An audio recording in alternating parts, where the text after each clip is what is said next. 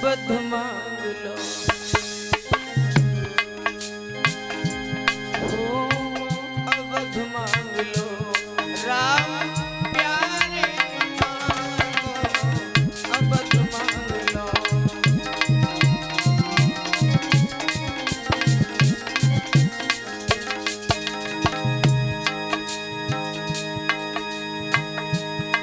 मेरे जीवन के दोनों सहारे न मांगो, अवध मांग लो,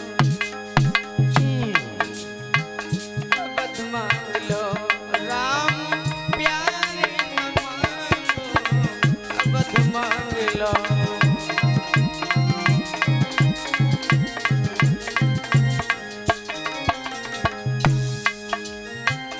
अवध मांग लो, राम प्यारे न मांगो, अवध मांग लो।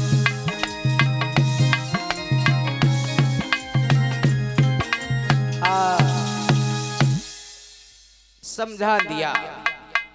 गुरु वशिष्ठ ने ही भेजा था महाराज विश्वामित्र को कि दशरथ के आंगन में भगवान आए हैं, बुला करके लाओ, अपना यज्ञ पूर्ण करवाओ, यज्ञ की रक्षा करवाओ। अगर ना जाते भगवान तो ताड़का का वध कैसे होता? जो जंबासुर की पत्नी थी ताड़का, जिसे महात्मा अगस्त्य ने श्राप दिया था, महात्मा अगस्त्य ने